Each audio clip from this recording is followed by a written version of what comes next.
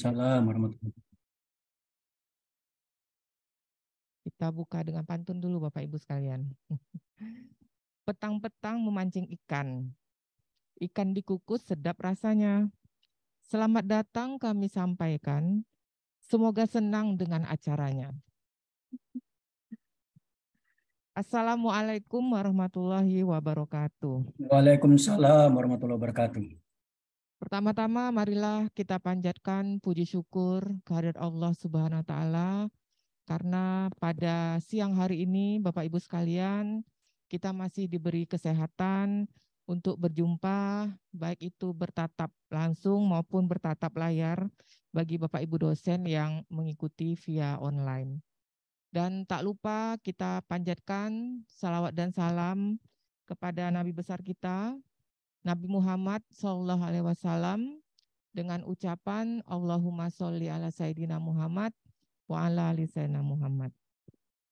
Yang kita hormati tamu kita dari Jakarta, ini ada Bu Ajeng Arumsari.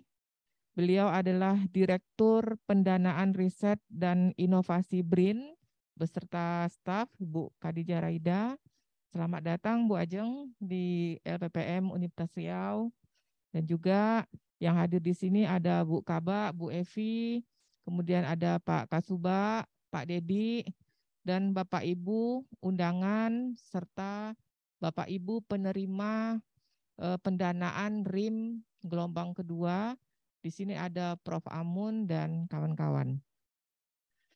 Juga saya sapa Bapak Ibu sekalian, Bapak Ibu dosen yang mengikuti melalui Zoom. Sudah 33 yang bergabung. Terima kasih Bapak Ibu sekalian atas kesempatan sudah mau join bersama kita. Karena memang ini sengaja sekalian supervisi, sekalian sosialisasi ya Bu Ajeng. Jadi BRIN ini ada beberapa skema pendanaan Bapak Ibu sekalian yang nanti akan disampaikan oleh Bu Ajeng. Mudah-mudahan kita dosen-dosen atau periset di Universitas Riau ini bisa mengikuti karena memang ini salah satu kuncinya risetnya adalah penemuan novelty ya Bu Ajengan, novelty. Dan kita memang di LPPM ini sudah menyusun strategi atau sistem atau ekosistem lah, ekosistem bagaimana riset-riset yang ada di Universitas Riau ini bisa dihilirisasi ya. Seperti kalau di LPPM kita sudah membentuk pusat studi inkubator ya, itu juga selagi menginisiasi untuk hilirisasi. Kemudian kita juga ada pusat studi KI, kekayaan intelektual, dan juga kita sudah mendraft peraturan rektor ya, peraturan rektor terkait KI. Nah, itu adalah langkah-langkah atau step-step yang sudah dilakukan untuk bagaimana riset-riset dosen ini bisa terhilirisasi dengan baik. Karena risetnya banyak sekali itu Bu Ajeng dan sudah beberapa juga memang sudah terimplementasi dalam masyarakat. Jadi sehingga dengan kehadiran BRIN di sini kita harapkan dapat membantu memperkuat ekosistem tersebut gitu ya. Karena banyaknya riset-riset yang bagus-bagus oleh dosen-dosen di di Universitas Riau ini. Mungkin itu yang bisa saya sampaikan. Semoga nanti sampai selesai pemaparan Bu Ajeng, kita bisa mengikuti semua dengan seksama. Dan nanti kalau ada yang mau ditanyakan, Bapak Ibu sekalian, kita akan membuka sesi tanya jawab untuk beberapa pertanyaan. Demikian yang bisa saya sampaikan. Assalamualaikum warahmatullahi wabarakatuh. Kita langsung ya. Oke. Baik, terima kasih yang terhormat Ibu Emilia Firdaus, Ibu Sekretaris LPPM di Universitas Riau, kemudian Ibu Evi, Kepala Bagian di LPPM, dan Bapak Ibu dosen di Universitas Riau yang saya banggakan. Assalamualaikum warahmatullahi wabarakatuh. Senang sekali kami bisa berada di sini untuk melakukan sosialisasi ya terkait skema-skema pendanaan yang ada di BRIN. Kenapa seperti itu?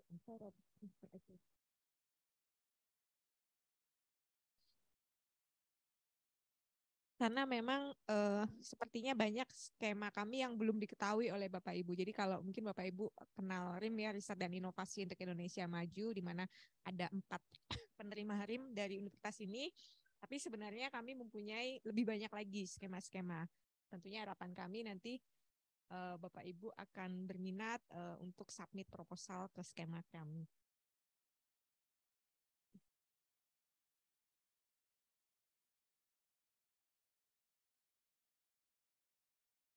Baik.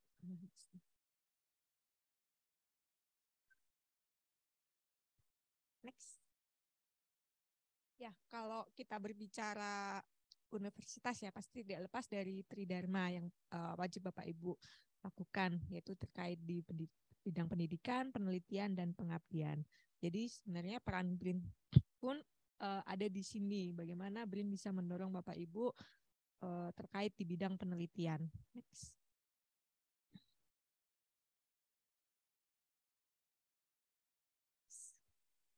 Oh ya, ya. Nah, terkait bidang penelitian itu tentunya Bapak Ibu membutuhkan pendanaan penelitian. Kenapa pendanaan penelitian ini penting? Karena tentunya hasil penelitian yang Bapak Ibu lakukan dapat memberikan kontribusi bagi pengembangan ilmu pengetahuan.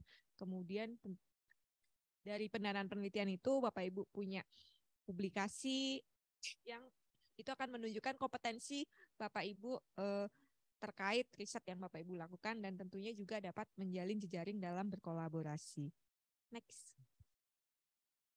Dan ini adalah profil tentang BRIN. Jadi kalau mungkin waktu itu Bapak Ibu tahu tentang LIPI, BPPT, LAPAN, dan BATAN, sekarang semua sudah melebur menjadi BRIN dan juga ditambah dengan peneliti-peneliti yang ada di kementerian-kementerian itu pun juga melebur menjadi BRIN. Jadi BRIN itu punya pegawai itu belasan ribu di seluruh Indonesia.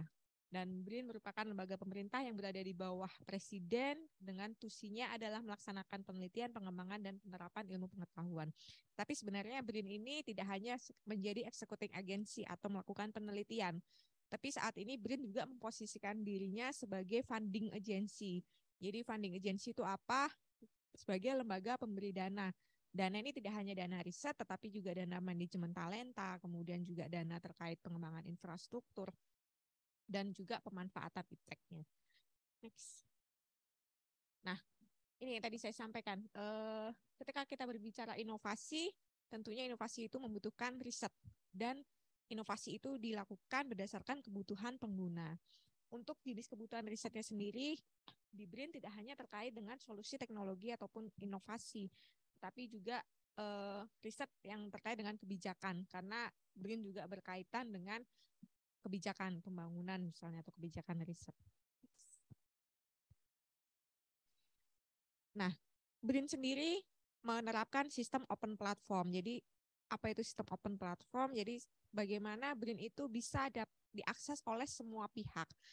Yang diakses tidak hanya terkait perisetnya atau sumber daya ipteknya, tetapi juga infrastruktur dan juga skema pendanaan risetnya.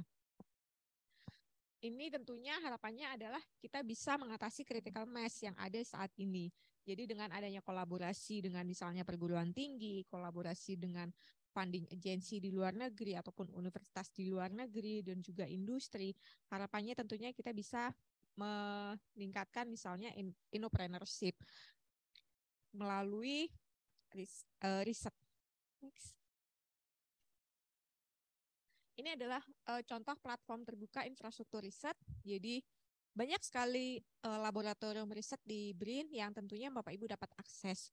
Misalnya di Cibinong, di kawasan Science and Technology yang ada di Cibinong, kami mempunyai laboratorium seperti Integrated Genomic Biodiversity dan Environment, kemudian juga ada Biosafety level 3, level 2, High Performance Computing, kemudian juga ada koleksi hayati, laboratorium pengelolaan koleksi ilmiah, kemudian kami juga ada lab cara pembuatan obat tradisional yang baik di Serpong, pengolahan pangan tradisional terintegrasi berstandar GMP yang ada di Gunung Kidul, ada di Bandung juga kami punya Lab Basics, Bandung Advanced Sciences and Creative Engineering Space, dan masih banyak lagi laboratorium-laboratorium yang dimiliki oleh BRIN yang tentunya Bapak Ibu bisa akses melalui layanan sains. Next. layanan sains, biasanya kami singkat ELSA. ELSA itu adalah integrasi layanan sains, lab maupun fasilitas riset yang ada di BRIN. Jadi kalau Bapak Ibu misalnya mau menguji analisis menggunakan alat-alat kami, itu bisa menggunakan sistem website kami elsa.brin.go.id, atau misalnya mau identifikasi sampel atau menggunakan peralatan mesin workshop yang ada di kami, itu juga bisa. Jadi di sini sudah satu one stop station, tinggal buka website ini, nanti Bapak Ibu bisa mengakses infrastruktur yang ada di kami. Skema yang kedua adalah mobilitas periset. Jadi kami tidak hanya menawarkan open platform tentang infrastruktur riset, tetapi juga skema fasilitasi untuk mobilitas. Nah, apa yang bisa kami tawarkan untuk perguruan tinggi? Misalnya ada program Degree by Research, jadi itu program pembiayaan kuliah S2 dan S3, tidak hanya untuk internal BRIN, tetapi untuk masyarakat umum, untuk Bapak Ibu dosen. Kami membiayai terkait uang UKT-nya, UKT pendaftaran ataupun uang kayak uang pembangunan seperti itu. Untuk master 4 semester, untuk PhD 6 semester. Kemudian ini juga kami bekerja sama dengan semua PTN-BH di Indonesia dan juga beberapa perguruan tinggi di luar negeri seperti di Malaysia, Australia, dan beberapa negara lainnya. Kemudian kami juga punya fasilitasi terkait research assistant. Jadi misalnya mahasiswa melakukan penelitian di lab kami, tentunya mahasiswa ini akan bisa selain mendapatkan uang saku dan juga tentunya pengalaman ya dan publikasi. Kami juga mempunyai skema terkait global collaboration seperti visiting professor, postdoc, ataupun visiting researcher. Next. Yang ketiga adalah skema untuk pendanaan riset dan inovasi. Jadi di sini memang pendanaan kami ini untuk pendanaan riset yang semua skema bisa diakses di website pendanaan striprisnov.brin.go.id. Sebenarnya dibukanya sepanjang tahun, tapi biasanya ditutup ketika lagi sedang proses seleksi. Tetapi kalau sudah ditetapkan penerimanya, nanti kami buka lagi untuk gelombang berikutnya. 1 tahun, 1 tahun bisa 3 gelombang. Kemudian evaluasinya berdasarkan rekam jejak. Jadi penilaian yang sangat berpengaruh itu adalah rekam jejak Bapak Ibu sebagai ketua pengusul. Next. Ada berbagai skema pendanaan yang ada di kami, di direktorat kami. Yang pertama adalah skema bagaimana kita bisa mendapatkan teknologi kunci. Biasanya teknologi kunci ini dilihat dari capaian jurnal internasional dan paten. Skema yang kami punya ada pendanaan riset dan inovasi untuk Indonesia Maju, yang tadi saya sampaikan di sini sudah ada 4 penerima. Kemudian kami juga ada pendanaan ekspedisi dan eksplorasi, kemudian fasilitasi hari layar, dan kami juga sedang penjajakan skema kolaborasi internasional dengan berbagai funding agensi dari negara Jerman, Jepang, kemudian dari Cina, dan Kanada. Jadi harapan kami di tahun depan kami juga meluncurkan program kolaborasi internasional. Kemudian ketika kita sudah mendapatkan teknologi kunci produk riset, tentunya Bapak Ibu ingin mengkomersialisasikan ya. Bagaimana yang kami tawarkan? Yang pertama adalah fasilitasi pengujian produk inovasi. Pengujian produk inovasi kesehatan misalnya, atau pengujian produk inovasi pertanian. Dan kami juga punya skema untuk startup, perusahaan pemula berbasis riset. Dan terakhir, terkait pengembangan kompetensi SDM IPTEK, kami juga punya skema pusat kolaborasi riset. Next. Ini mungkin sekilas ya, ketika Bapak Ibu akan submit proposal, mungkin yang bisa saya sampaikan, mungkin kita perlu melakukan self-assessment terkait misalnya aspek kesesuaian, pentingnya penelitian, keterbaruan, roadmap, kemudian dari aspek kualitas itu dilihat dari metodologi penelitiannya, bidang keahlian atau rekam jejak Bapak Ibu, kemudian aspek kelayakan itu dilihat dari komposisi tim peneliti, jadwal kegiatan, dan RAB. Yang terakhir adalah tentunya yang tidak kalah penting adalah aspek administrasi atau kelengkapan dokumen. Next. Ini untuk indikator penilaian proposal, seperti yang tadi saya sampaikan bahwa sebenarnya penilaian yang cukup besar ya kalau menurut saya, dan sangat berpengaruh itu ada di rekam jejak. Jadi rekam jejak Bapak Ibu terutama ketua pengusul itu sangat penting, seperti latar belakang pendidikan. Di kami kan diwajibkan S3 ya. Jadi apakah penelitian S3 Bapak Ibu ini sama dengan penelitian riset proposal yang Bapak Ibu ajukan. Kemudian riwayat riset, sebenarnya Bapak Ibu melakukan riset yang diajukan di proposal itu sudah berapa tahun? Apakah misalnya baru 1 tahun atau sudah di atas 5 tahun? Begitu juga dengan riwayat capaian. Jadi dilihat dari publikasi.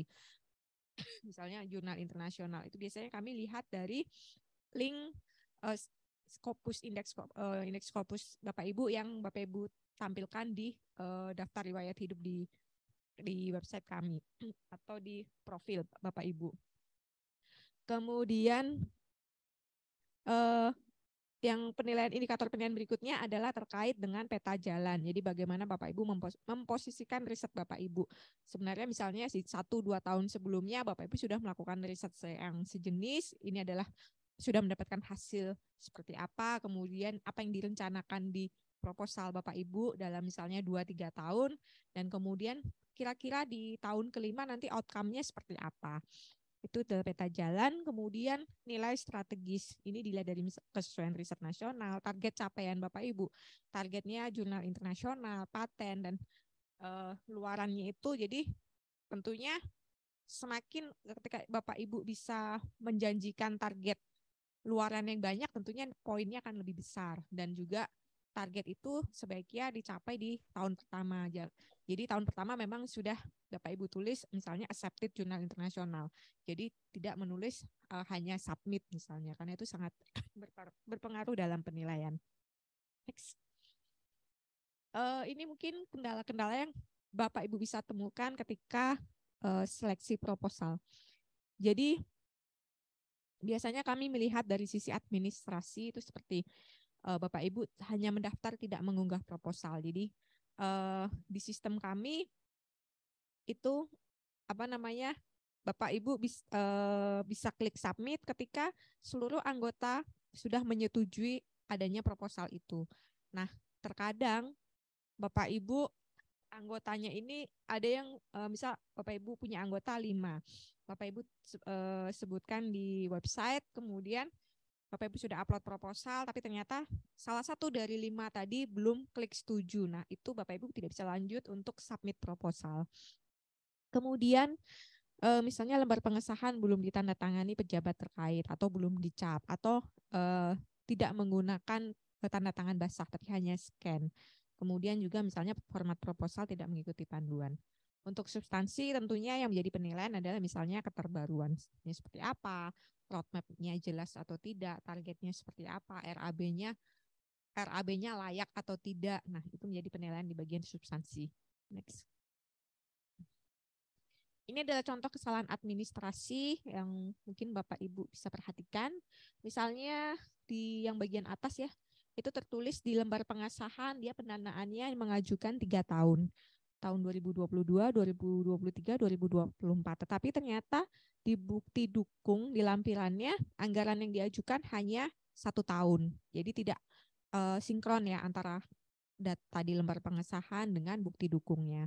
Kemudian yang bagian bawah itu, yang bagian kiri terlihat tanda tangannya tanda tangan scan, sedangkan yang di bagian kanan itu tanda tangan cap basah. Next. Sekarang saya akan menjelaskan masing-masing skema pendanaan. Yang pertama adalah riset dan inovasi untuk Indonesia Maju. Jadi ini pendanaan dengan menggunakan dana imbal balik dari LPDP. RIM ini berfokus pada bidang pangan, kesehatan, dan energi, tetapi juga terbuka untuk bidang-bidang riset lainnya, seperti tenaga nuklir, penerbangan, elektronika, lingkungan, material, maupun sosial, dan juga arkeologi bahasa dan sastra, tata kelola pemerintahan. Pengusulnya, ketuanya memang harus S3, periset maksimal terlibat dalam 2 usulan proposal, dan tentunya memiliki rekam jejak yang sesuai. Next. Ini jadi terkait proses pelaksanaan ya, atau proses bisnisnya. Jadi setelah Bapak Ibu mengajukan proposal di website kami, kemudian nanti ada seleksi administrasi, kemudian ada seleksi substansi, ada penajaman RAB yang dilakukan oleh Inspektorat Utama dan Sekretaris Deputi untuk menentukan besaran biaya per proposal. Nah, di sini nanti akan dilihat, jadi kalau di pedoman kami kan sudah ada ketentuan belanja yang diperbolehkan, belanja yang tidak diperbolehkan. Misalnya yang diperbolehkan itu terkait perjalanan, terkait riset, kemudian belanja bahan, kemudian misalnya konsumsi rapat, seperti itu ya. Kemudian yang tidak diperbolehkan misalnya belanja modal, pembiayaan konferensi, pembiayaan publikasi itu tidak diperbolehkan. Kemudian nanti setelah ditetapkan RAB-nya, nanti kami akan mengumumkan SK penerima pendanaan. Nanti setelah itu akan ada kontrak antara kami dengan instansi penerima dana. Setelah ada kontrak nanti ada dokumen-dokumen yang diupload untuk proses pencairan dana. Proses ini ada di website Erispro. Kemudian akan ada tentunya monitoring dan evaluasi laporan akhir. Nah, Mbak Raida ini bagian yang ahli banget masalah supervisi terkait kontrak-kontrak ini. Jadi nanti di hari ini juga nanti akan ada supervisi terkait dengan kontrak bersama dengan 4 penerima pendanaan RIM dan juga pihak dari LPPM, sehingga harapan kami tentunya akan mempercepat proses pelaksanaan kontrak dan tentunya ketika proses ini berjalan dengan lancar, dengan cepat, tentunya proses pencairan anggaran pun akan semakin cepat. Dan harapannya tentunya penelitian juga akan lebih cepat berjalan. Next. Ini adalah hasil seleksi di gelombang 1 ya waktu itu. Waktu itu namanya masih PRN dan COVID-19. Kalau kita lihat proposal yang submit di website itu sekitar 873, yang lolos seleksi administrasi sekitar 599. Itu tadi karena memang kadang ada kesalahan, misalnya tanda tangannya masih scan, atau kemudian lembar pengesahannya, lembar RAB-nya tidak sesuai, dan lain sebagainya. Kemudian setelah dilakukan evaluasi RAB diterima, yang berkontrak adalah 209. Ini untuk gelombang 1. Jadi kalau dilihat tadi sebenarnya dari 500-600 tadi ya ke 209, itu artinya yang lolos dari seleksi substansi itu sebenarnya hanya 1:3. Jadi dari 3 proposal itu satu diterima. Artinya kan sebenarnya tingkat persaingan Bapak Ibu itu untuk mendapatkan dana RIM itu belum terlalu berat seperti itu dibandingkan dengan kalau Bapak Ibu mengajukan anggaran riset di pendanaan swasta ya, seperti di Toray. Jadi saya mendapatkan pendanaan Toray pun hasil perbandingan antara yang submit dengan yang diterima itu bisa 1:15. Padahal anggaran yang didapatkan itu maksimal 50 juta kalau di Toray. Kebayangkan, sedangkan kalau di kami tidak pernah mensyaratkan maksimal anggaran sekian ratus juta gitu. Berapapun anggaran yang Bapak Ibu ajukan, asal itu realistis, dinilai reviewer dan ITAMA realistis, sesuai, tentunya akan didanai.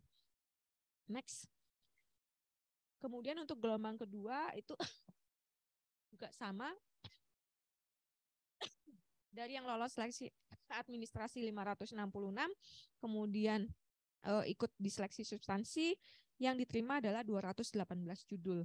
Jadi ya sekitar 1:3 lagi. Dengan topik-topik fokus riset itu mostly kebanyakan di bidang pangan, kesehatan, tapi bidang lain pun juga ada ya, dan bidang sosial budaya pun juga cukup banyak. Seperti itu. Next. Ini adalah penerima pendanaan dari Universitas di Riau. Ada yang ada yang dari Universitas Riau, dan ada yang dari Universitas Islam Negeri Sultan Syarif Kasim Riau. Next. Kemudian kami akan menjelaskan skema lainnya adalah fasilitasi hari layar. Kalau ini fasilitasi untuk menggunakan kapal riset Barunajaya yang ada di kami. Next. Jadi kami punya kapal riset Barunajaya 1, 3, dan 8. Kalau Bapak Ibu mempunyai riset terkait laut dalam, Bapak Ibu bisa menggunakan skema ini. Tapi ini komponen fasilitasinya yang dibayarkan adalah biaya pelayaran, akomodasi dan makan riset di dalam kapal, dan juga biaya penggunaan dan layanan terkait alat-alat riset yang ada di dalam kapal. Next. Skema berikutnya adalah ekspedisi dan eksplorasi. Next. Ini adalah skema kalau Bapak Ibu ingin studi lapangan, jadi mengeksplor makhluk hidup ya, misalnya makhluk hidup, tapi tidak hanya terkait keanekaragaman hayati ya, tetapi juga bisa misalnya terkait arkeologi, bahasa, sastra maupun bidang-bidang sosial juga bisa dimasukkan ke dalam ekspedisi eksplorasi asal memang risetnya di lapangan. Tujuannya apa? Tujuannya tentunya bagaimana Bapak Ibu bisa mendapatkan rekaman data ataupun koleksi ilmiah, spesimen. Yang spesimennya ini selain disimpan di laboratorium Bapak Ibu, disimpan juga nanti di laboratorium pengelolaan koleksi ilmiah yang ada di BRIN.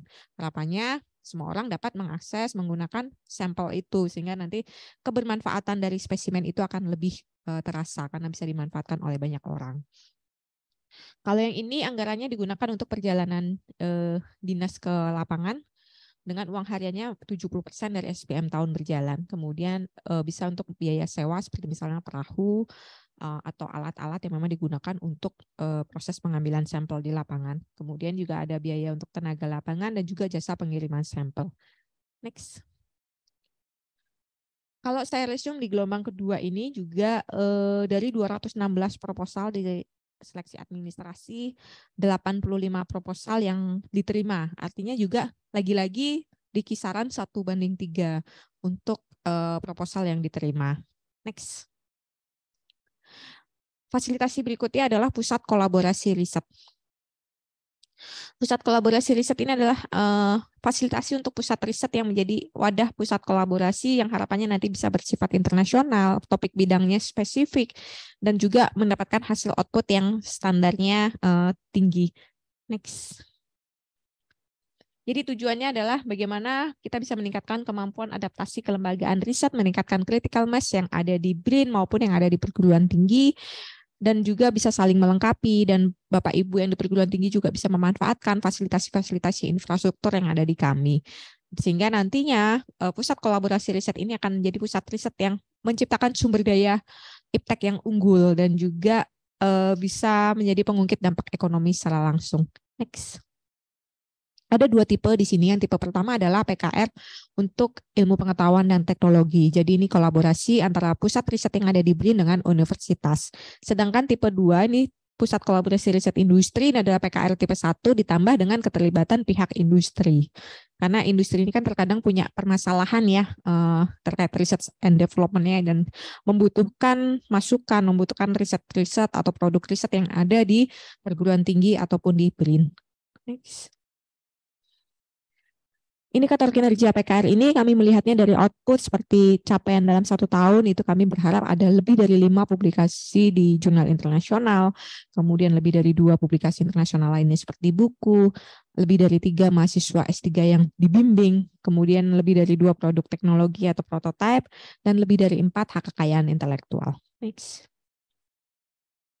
Kontribusi masing-masing pihak tentunya BRIN memberikan kontribusi pendanaan untuk fasilitasi pusat kolaborasi riset yang bisa digunakan untuk misalnya membeli bahan riset generik ataupun untuk biaya perjalanan riset. Biaya perjalanan untuk terkait kolaborasi riset. Kemudian perguruan tinggi tentunya ada alokasi periset dan kemudian terkait penyediaan ruang kerja.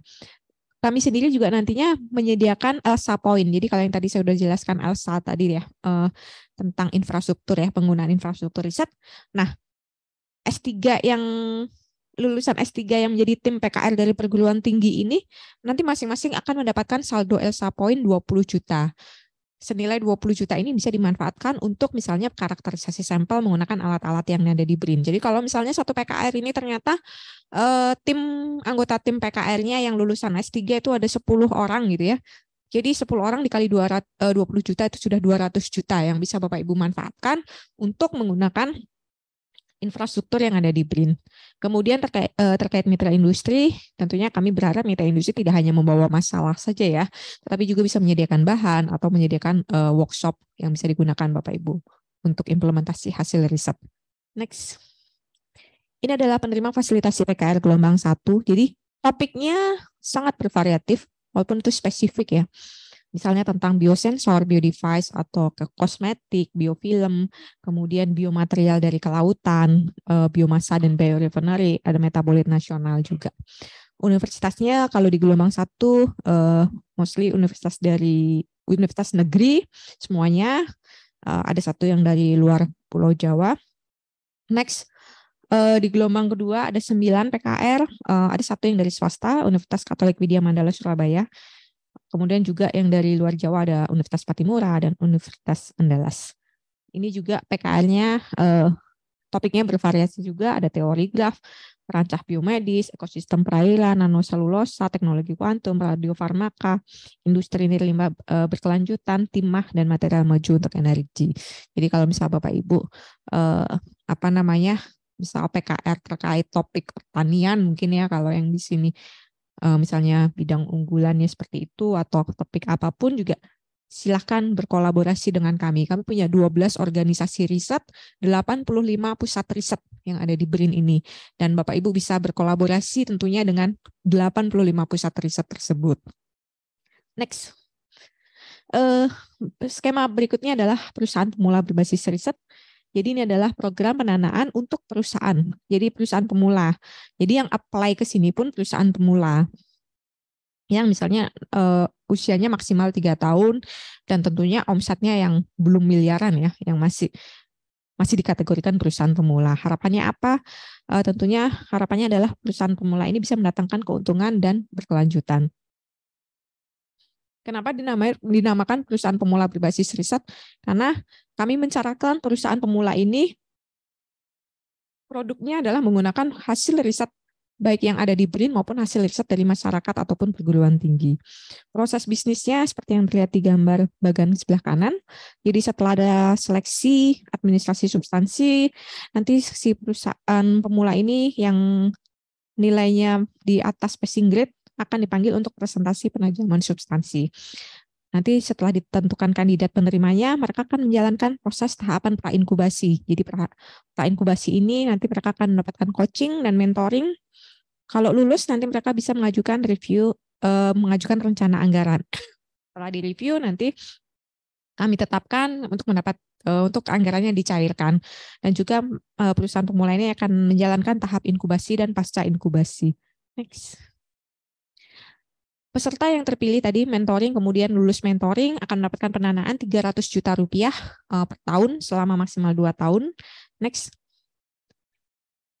Yang seperti tadi saya sampaikan bahwa ada 2 tipe di sini. Yang pertama adalah startup yang menggunakan atau mengembangkan hasil riset dari periset di lingkungan BRIN. Tipe 2 adalah startup yang mengembangkan hasil riset di masyarakat, misalnya dari perguruan tinggi. Jadi kalau Bapak Ibu punya hasil riset yang yang mungkin produknya bagus, yang bisa terimplementasikan, silakan berkolaborasi dengan startup. Nanti startupnya yang mengajukan pendanaan ke kami. Next. Ketentuannya penggunaan 300 juta itu buat apa saja? Misalnya buat pengembangan produk, atau buat proses produksi, pemasaran, perluasan akses pasar, branding produk, atau perizinan dan sertifikasi produk. Tapi untuk proses produksi ini bukan untuk proses produksi massal yang bisa dijual lagi ya, tetapi proses produksi yang misalnya untuk contoh produk, untuk promosi, seperti itu. Next. Ini adalah daftar penerima program PPBRI gelombang 1. Ada 8. Kalau kita lihat judulnya juga bervariasi ya, mulai dari limbah masker, kemudian TP Peptin itu terkait dengan partner pengujian laboratorium, ada juga terkait dengan keselamatan radiasi, biopestisida, kemudian juga pembuatan antibodi monoklonal, kemudian ada biomaterial limbah pelepah pinang, ini mengambil limbah pelepah pinangnya dari Jambi, kemudian ada spaghetti gluten free, jadi terkait dengan pangan berklaim, ada juga terkait dengan perangkat IT. Next. Untuk gelombang kedua juga ada yang terkait dengan pakan ternak, kemudian juga air madu, IoT, insinerator, pengembangan pesawat tanpa awak, yang ini juga kemudian juga ada terkait serum, kosmetik ya, dan juga material berbasis pelepah juga.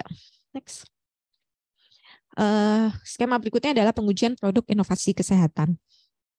Jadi kalau kita tahu yang namanya riset kesehatan itu kan membutuhkan waktu yang lama, biayanya besar. Jadi misalnya kalau Bapak Ibu sudah punya produk riset terkait kesehatan, Bapak Ibu mesti harus melakukan pengujian uji praklinik, uji klinik. Nah, uji-uji ini biasanya membutuhkan biaya mahal, waktunya lama, bertahun-tahun, dan tingkat keberhasilannya juga kita tidak bisa menentukan. Terkadang gagal di uji praklinik atau di uji kliniknya gagal. Nah, biasanya industri masih belum berani mengambil resiko itu karena kan takut kegagalan ya. Udah biayanya banyak, gagal. Nah, disinilah peran BRIN. Jadi BRIN mengambil resiko kegagalan itu dengan membiayai uji praklinik dan uji klinik. Tentunya BRIN meminta adanya mitra industri yang memang siap untuk mengkomersialisasikan apabila uji praklinik dan uji klinik itu berhasil. Kalau gagal, BRIN tidak akan meminta uangnya kembali. Next.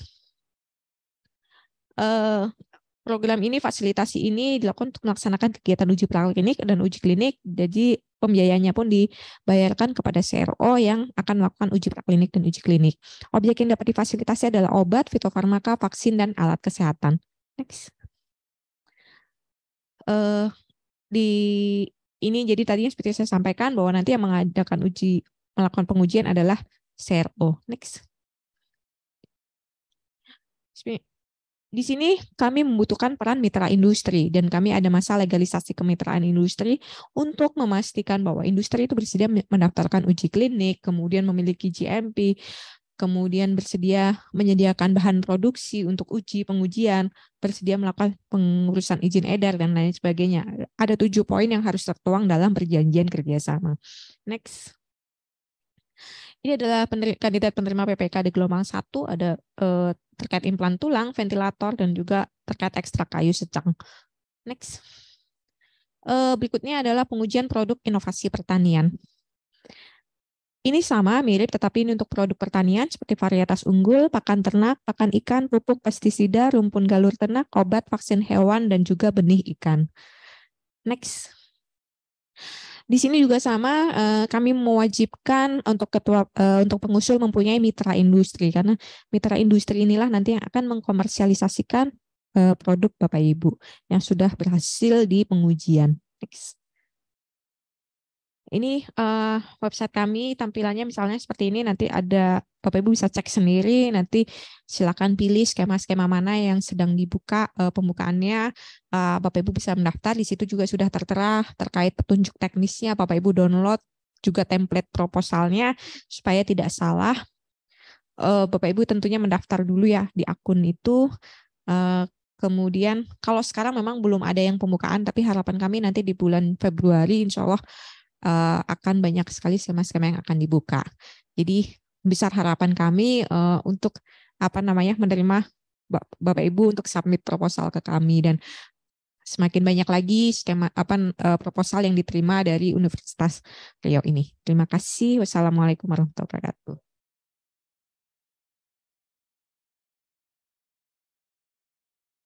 Saya kasih plus dulu Bapak Ibu sekalian buat Bu Ajeng.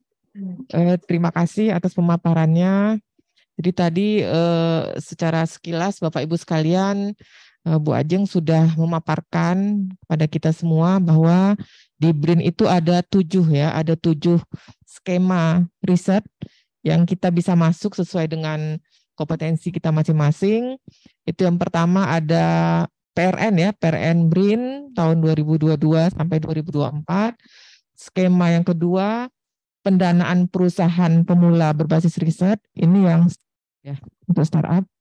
Kemudian yang ketiga, fasilitasi hari layar tahun 2022 sampai dengan 2004. Skema yang keempat, pendanaan riset penanganan coronavirus. Skema yang kelima, fasilitasi pusat riset. Skema yang keenam, pendanaan ekspedisi dan eksplorasi. Dan skema yang ketujuh ada fasilitasi pengujian produk inovasi kesehatan. Jadi dengan 7 skema itu mungkin kita sudah bisa mulai prepare Bapak Ibu sekalian, karena insya Allah bulan Februari ya Bu Ajeng ya, bulan Februari mungkin sudah dimulai pendanaan. Nah, dipersilahkan bagi Bapak Ibu sekalian jika ada yang mau ditanyakan, mumpung Bu Ajengnya ada di sini gitu. Kayak tadi kan ada misalkan di bidang sosial itu bagaimana? Yang di bidang sosial untuk melakukan riset ini gitu. Baik. Ada Ki? Bu. Ada Bu. Khairul. Oke Pak Khairul, dipersilahkan. Silakan Pak. Terima kasih Bu Emil, Dr. Emil, dan Ibu narasumber. Itu yang tadi disebut ilmu sosial. Maaf, saya Khairul dari Fisik Undri. Tadi saya senang ada beberapa teman yang sudah berhasil, Ibu, masuk ke dalam skema-skema yang ditawarkan BIN. Nah, saya ingin belajar nih, seperti kata Bu Emil, bagaimana caranya dan seperti apa, dan tentu setelah skema ada mungkin fokus-fokus yang menjadi agenda riset di BRIN tahun ini atau tahun depan. Terima kasih Bu Emil. Assalamualaikum warahmatullahi wabarakatuh. Waalaikumsalam warahmatullahi wabarakatuh. Terima kasih Pak Khairul. Gimana Bu Ajeng, dijawab dulu atau nanti kita tunggu 2 pertanyaan? Tunggu dulu ya Audipen. Silakan Bapak Ibu sekalian. Kalau ada yang bertanya lagi. Pak Lazuardi. Oke Pak Lazuardi, halo.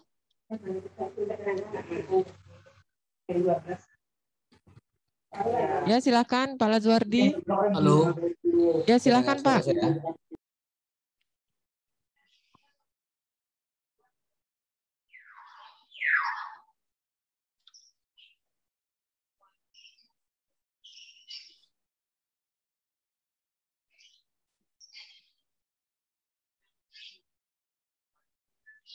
Ya Pak, silakan Pak Lazuardi.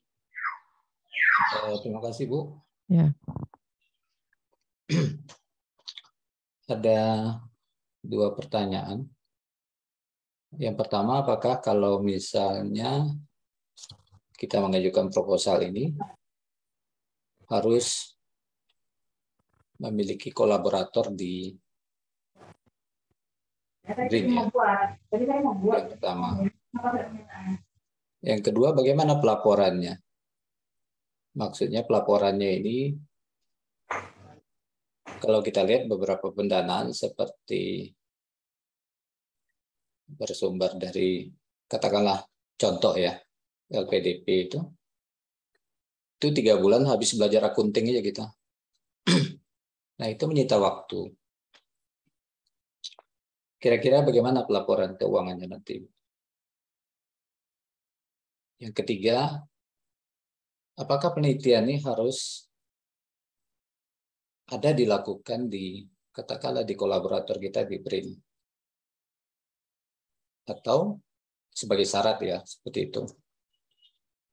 Harus dilakukan. Karena problem kita sendiri, kalau saya lihat tadi yang beberapa teman-teman yang dari Jawa itu, seperti Prof. Ryan, yang dari Teknik Fisika ITB, Biofisik itu, mereka mudah itu harus melakukan penelitian bolak-balik Jakarta-Bandung. Problem kita dari daerah ini adalah transportasi, Bu. Dan kita harus netap di Jakarta.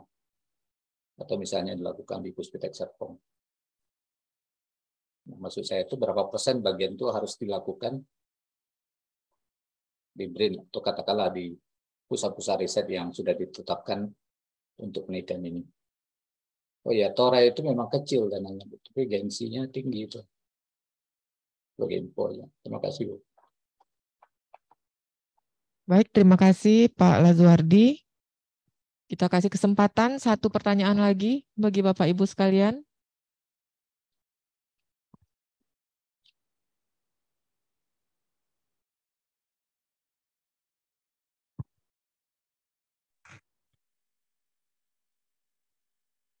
Baik, sambil menunggu pertanyaan berikutnya, Bu Ajeng akan menjawab dulu pertanyaan dari Pak Khairul dan Pak Lazuardi. Silakan, Bu. Baik, terima kasih untuk pertanyaan pertama tadi terkait ilmu sosial ya.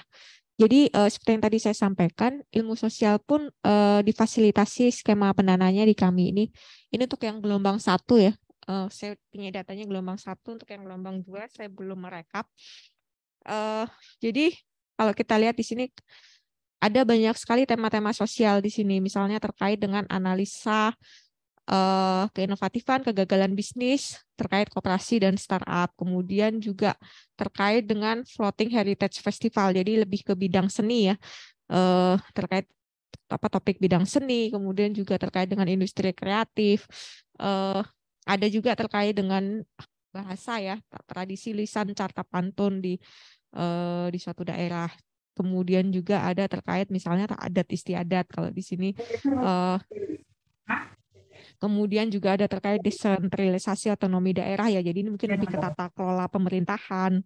Kemudian juga terkait politik, membangun partai politik modern, penguatan demokrasi. Kemudian juga ada tentang agama juga, pergeseran gerakan dakwah jamaah tabligh. Kemudian juga ada terkait penguatan peran Indonesia di Indo-Pasifik. Jadi mungkin ini lebih ke riset hubungan internasional. Next.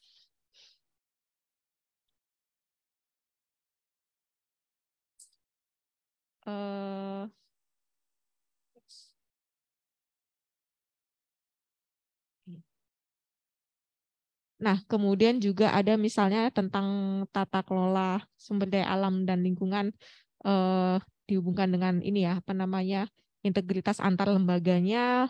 Kemudian juga ada terkait kawasan pedesaan, UMKM, kemudian terkait dengan sosial ekonomi, strategi adaptasi petani, kemudian juga terkait juga dengan politik, rantai nilai industri. Jadi sebenarnya kalau dilihat dari 23 judul proposal dari tadi kalau nggak salah 200 ya, artinya 10% pun bisa diterima di sini. Dan kami tentunya juga reviewer itu kan reviewer di bidang itu ya. Jadi kami tidak akan memberikan reviewer untuk topik sosial, reviewer bidang misalnya bidang science engineering seperti itu. Jadi tentunya ketika reviewernya mengatakan proposal ini layak untuk diterima memenuhi passing grade kami, ya kami pasti menerima proposal tersebut. Itu untuk bidang sosial. Kemudian pertanyaan kedua terkait kolaborator. Jadi kami tidak memaksakan untuk skema-skema kami itu harus punya kolaborator di BRIN, kecuali pusat pendanaan, pusat kolaborasi riset. Kalau itu memang kami mewajibkan kolaborasi antara perguruan tinggi dengan pusat riset yang ada di BRIN. Tapi kalau pendanaan PRIM, riset inovasi untuk Indonesia Maju, ekspedisi dan eksplorasi itu ataupun pengujian produk inovasi itu kami tidak pernah ada men-state wajib berkolaborasi dengan riset BRIN. Kalau Bapak Ibu merasa memang tidak membutuhkan kolaborator dari BRIN, ya kami juga tidak mencaratkan seperti itu juga. Itu tidak mempengaruhi penilaian proposal. Kemudian terkait pelaporan, memang kewajiban pelaporan itu pasti akan ada ya di seluruh skema, apalagi ini lembaga pemerintah yang memberikan pendanaan. Dan kalau untuk misalnya tipe PKR itu adalah swakelola tipe 2. Kemudian juga kalau pendanaan riset dan inovasi untuk Indonesia Maju juga memang karena ini menggunakan dana LPDP, jadi sistem pelaporannya pun menggunakan sistem ERIS Pro. Mungkin nanti kalau Mbak Reda mau menambahkan yang terkait pelaporannya, Mbak ya. Kemudian itu tadi ya, ketika misalnya membutuhkan ternyata berkolaborasi dengan BRIN, penelitian harus dilakukan di BRIN karena alatnya ada di BRIN. Kalau di sistem layanan sains kami, yang menjalankan atau melaksanakan proses karakterisasi sampel misalnya ya, itu adalah operator yang ada di BRIN, operator alat tersebut. Jadi Bapak Ibu tinggal mengirimkan sampel ke laboratorium karakterisasi tersebut. Nanti Bapak Ibu tinggal menerima hasilnya. Jadi tidak harus Bapak Ibu melakukan penelitian di BRIN. Kalaupun memang Bapak Ibu berkolaborasi, ya itu tadi Bapak Ibu bisa memanfaatkan dana perjalanan riset yang memang Bapak Ibu anggarkan. Tapi kalau memang Bapak Ibu punya kolaborator dengan BRIN, ya tentunya Bapak Ibu juga bisa berdiskusi apakah penelitiannya dilakukan di kampus, apakah riset BRIN yang melakukan penelitian masing-masing, mereka mengerjakan apa di laboratorium di BRIN. Mungkin dari saya itu terkait Toray, betul Pak, gengsinya tinggi. Kebetulan saya juga penerima 2 kali Toray, dan saya juga penerima Insinas 4 tahun berturut-turut, dan saya merasa gengsinya sama tingginya sih Pak. Karena buat saya juga apapun grantnya, kita melakukan riset dengan baik, mendapatkan publikasi, dan publikasi itu juga berguna untuk kita ya, untuk pengembangan kompetensi diri kita, untuk angka kredit dan lain sebagainya. Oke, baik, terima kasih Bu Ajeng pemaparannya. Begitu ya Pak Khairul dan Pak Azwardi, jawaban dari Bu Ajeng.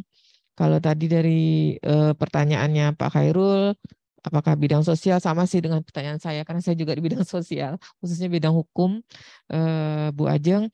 Jadi memang kita pengen spesifik kalau di bidang sosial tuh apa. Ternyata sudah banyak ya yang sudah diterima. Itu yang terima tadi ininya. Oh iya, oke. Kemudian dari pertanyaan Pak Azwardi juga sudah dijawab oleh Bu Ajeng ya, bahwa tidak mesti kolaborator dengan BRIN.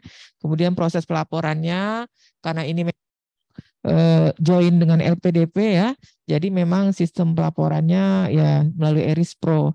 Memang agak sedikit ini ya, apa bahasanya supaya ringan tuh apa ya, sebelum lebih teliti gitu ya. Karena memang kalau di LPDP itu kan memang dia by kadang Kemenq ya, memang detail gitu, tidak produk.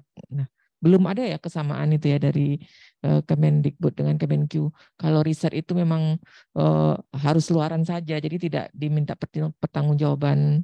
Belum ya, belum ketemu yang itu. Tetap ya, tetap. Ya, sama di kita juga di DIPA kita berbasis luaran, tapi laporan keuangan tetap yang nyimpen. Tetap ya, kalau audit ya Bu Ajeng. Nah, begitu. Bapak Ibu sekalian, jika ada pertanyaan lagi atau yang dalam ruangan, saya lihat ada Pak Zainul itu dari Fakultas Hukum. Kalau sini karena kan Fakultas Hukum itu jauh Bu Ajeng. Jauh lah dari Undri gitu ya. Kalau udah ke sini berarti niat betul tuh mau ngajuin. Silakanlah bertanya tuh, dikasih kesempatan Pak Zainul. Silakan sambil nunggu Bapak Ibu sekalian yang mau bertanya lagi. Baik, terima kasih Bu. Tentunya penelitian BRIN ini menarik sekali ya. Cuman saya melihat dari tadi Ibu yang dari BRIN, saya tidak melihat kalau sosial itu posisinya di mana gitu. Sama seperti pertanyaan Bapak-Bapak yang sebelumnya gitu. Karena kalau kami penelitian sosial ini kan, kalau hukum misalnya, paling-paling nanti akhirnya produk kami berharap ada peraturan baru gitu. Nah kalau di BRIN ini mengakomodir enggak yang seperti itu? Kira-kira sebuah penelitian yang kami hanya bisa sampai ke tahap merekomendasikan untuk dibentuk peraturan baru. Terima kasih.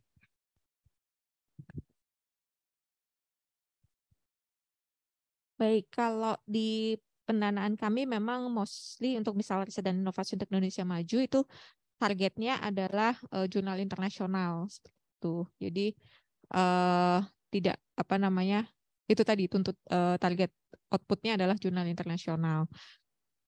Tapi bisa juga misalnya ada tambahan misalnya seperti policy brief atau yang lainnya. Tetapi memang target utamanya adalah jurnal internasional dan hak kekayaan intelektual. Tapi sebenarnya kan hak kekayaan intelektual itu banyak ya. Tidak hanya paten ya, saya nggak tahu ya kalau yang terkait bidang sosial sepertinya ada ya kebijakan. Seperti itu sih. Iya.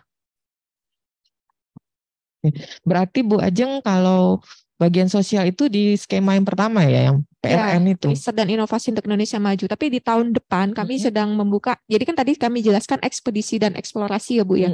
Nah, tahun depan itu kami berencana lebih ke agak semi top down. Jadi kalau tahun ini memang kami bottom up sekali untuk ekspedisi dan eksplorasi. Jadi proposal apapun, mau mengeksplor daerah mana, sampelnya apa, itu kami asal dia sudah memenuhi passing grade, dia diterima. Tetapi kalau di tahun depan kami berencana lebih semi top down, kami menetapkan dulu lokus-lokusnya. Nah, salah satu lokusnya itu adalah ibu kota negara, insya Allah. Jadi ada juga sih Indonesia bagian barat, Wallacea, kemudian daerah 3T, dan tidak hanya terkait dengan keanekaragaman hayati, tetapi juga terkait sosial humaniora, arkeologi, bahasa dan sastra. Jadi saya pikir ini akan menjadi kesempatan yang besar juga ya untuk riset-riset sosial untuk mengeksplor kawasan-kawasan itu di bidang sosial.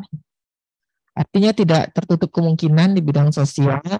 Yang penting outputnya yang pertama ada jurnal internasional, terus ada kekayaan intelektual ya, hakinya. Terima kasih Pak. Gitu ya Pak Zainul. Silakan Bu.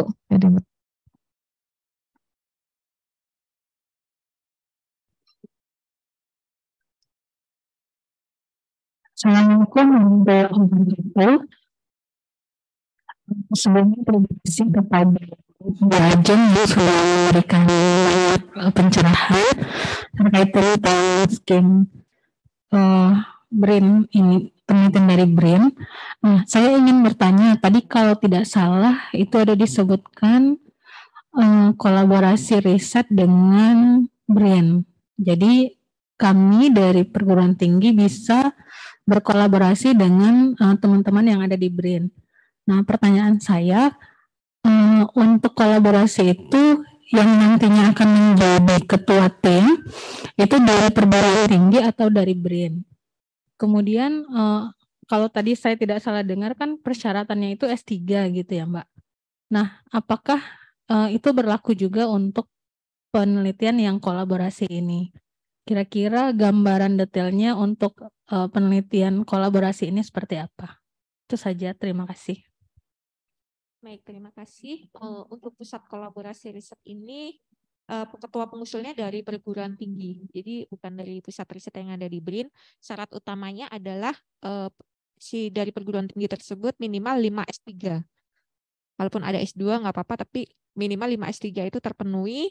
Kemudian minimal 5 S3 juga dari pusat riset yang ada di BRIN. Ya, 5 dan 5. Jadi total timnya berapa gitu Minimal Mbak? berarti 10 ya.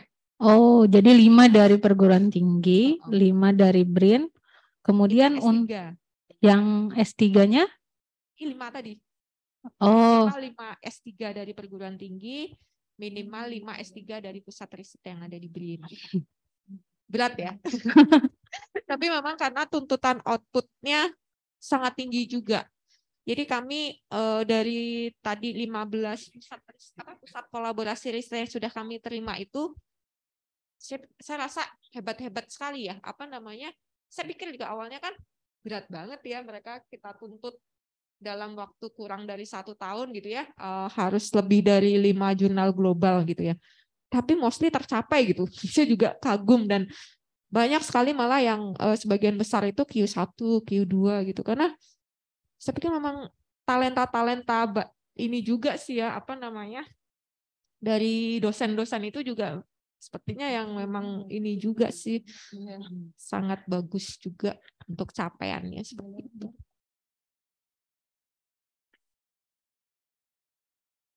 Mungkin kalau di awal bisa ini dulu sih Mbak, menginisiasi dulu ya.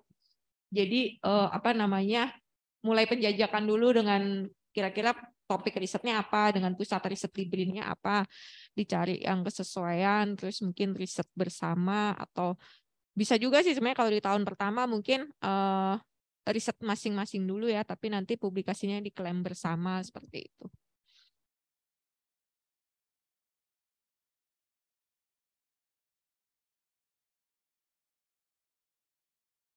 Biasanya di tahun pertama masih terkadang kan kalau tahun pertama terutama kalau belum punya riset awal yang bersama ya.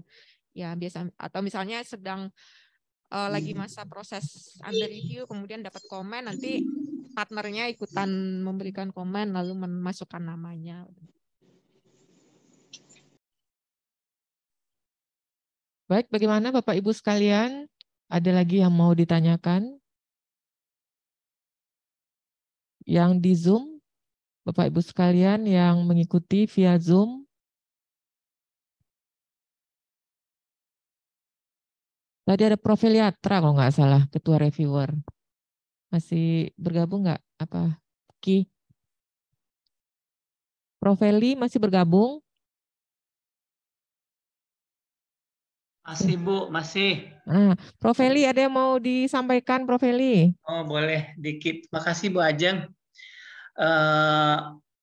Pengalaman dari teman-teman yang dapat tahun lalu, itu dananya banyak yang dipotong ya Bu Ajeng ya. Sehingga kemungkinan besar untuk mencapai itu agak sulit gitu. Terus tadi saya lihat juga tidak ada dana ini ya Bu ya, dana untuk publikasi. Sementara kalau kita pengen yang agar artikel kita banyak disitasi, baiknya kan yang open access, biasanya itu kan berbayar Bu. Dari mana peneliti itu dapat dana untuk itu Bu? Terima kasih Bu Ajeng. Baik. Biasanya pemotongan anggaran itu inspektorat melihat dari itu tadi Pak, pedoman, biaya apa yang diperbolehkan, biaya apa yang tidak diperbolehkan. Jadi kalau misalnya ada yang pengajuan yang tidak diperbolehkan, tuh biasanya lalu dipotong. Atau misalnya tidak lengkap, jadi kayak harusnya kan terperinci tapi ini masih paket-paket seperti itu, ada kemungkinan juga mungkin bisa dipotong. Atau mengajukan honor untuk periset padahal tidak boleh, nah itu dipotong. Jadi biasanya dipotong itu karena itu tadi ada mata anggaran yang seharusnya tidak diperbolehkan tapi diajukan di RAB. Kemudian untuk biaya publikasi itu memang kami tidak memperkenankan karena karena ini memang kami pembiayaannya untuk riset ya, dan itu kami merasa masih bisa untuk jurnal, masih bisa mencari di jurnal-jurnal yang tidak berbayar. Jadi tapi silakan saja kalau misalnya mendapatkan pendanaan publikasi dari universitas atau dari Kemendikbud atau bagaimana, itu kami tidak mempermasalahkan sih Pak. Tapi memang di kami tidak ada mata anggaran untuk pembiayaan publikasi dan pembiayaan konferensi. Oke, jadi pemotongan dana kebanyakan emang ada kesalahan daripada peneliti juga berarti ya Bu, yang memasukkan hal yang tidak lengkap gitu ya Bu ya? Iya. Oke.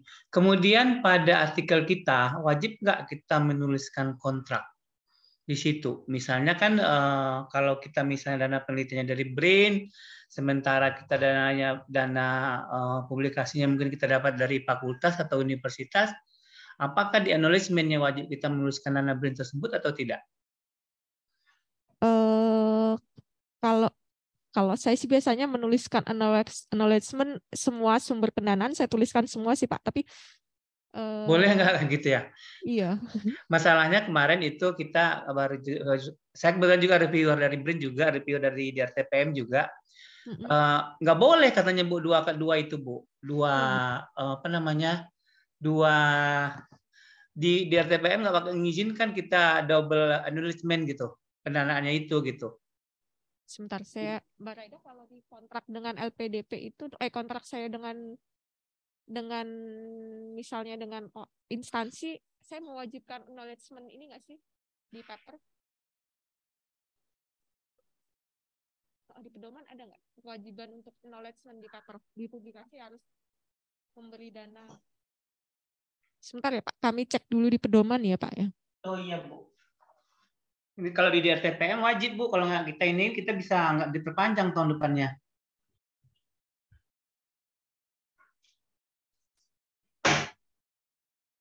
Kok bisa 2 kontrak Pak Feli di dalam acknowledgement? Masalahnya gini Pak Luazwadi. Ya, kan kita nggak dapat dana untuk APC nih dari BRIN. Jadi APC-nya mungkin kita bisa dapat dari mana gitu kan? Kita kan harus nulis dua-duanya acknowledgement-nya. Tapi main proyeknya kan dari BRIN. Kalau dari BRIN ya prinsipalnya dari situlah kita acknowledgement-nya. Kalau tidak ada dana ya kita pakai yang tidak berbayar. Itu aja menurut saya. Susah loh kalau tidak berbayar, itu lama nunggunya bertahun-tahun. Ini bagus sekali gambar Pak Fedi ini. Saya memang lagi mau pergi olahraga ini. Maaf Bu Emil. Bentar Prof, tunggu bentar. Mau lagi dicek sama Bu Ajeng.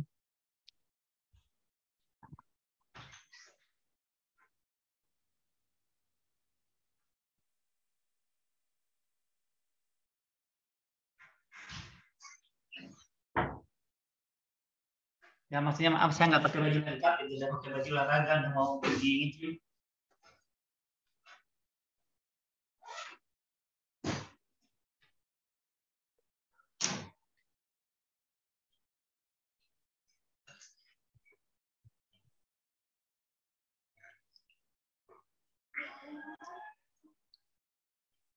Baik Pak, Ya, jadi iya, ini Bu. kami coba perlihatkan draft perjanjian kerjasama ya kalau Ah, antara kami dengan instansi penerima ya, itu ada di pasal 20 Pak terkait publikasi. Jadi memang di ayat B menyatakan bahwa dalam melakukan publikasi wajib mencantumkan bahwa proses dan atau hasil dari pelaksanaan kegiatan diperoleh dari kegiatan bersama para pihak. Yang oke. ya, jadi Wajib ya, Bu ya. Iya. Oke, terima kasih Bu Ajeng. Terima kasih Bu Emil. Oke, baik Prof. Terima Sama-sama. kasih.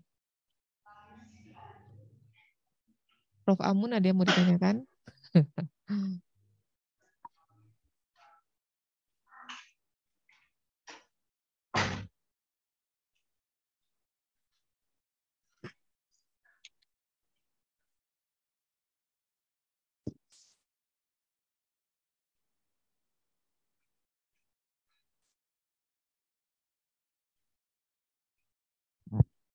Baik Bapak Ibu sekalian, karena tidak ada lagi pertanyaan yang masuk ke kita dan selanjutnya acara akan dilanjutkan dengan supervisi untuk 4 penerima ya, penerima dana.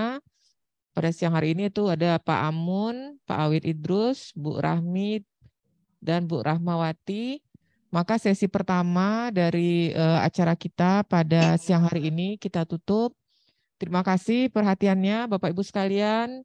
Kita mulai siap-siap lagi untuk membuat proposal yang insya Allah Februari ya pembukaan pendanaannya.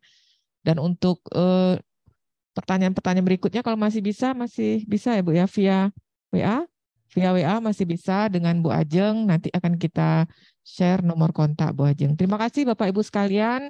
Terima kasih Bu Ajeng atas pemaparannya. Mohon maaf jika ada yang kurang berkenan. Assalamualaikum warahmatullahi wabarakatuh. Waalaikumsalam warahmatullahi wabarakatuh. Warahmatullahi wabarakatuh.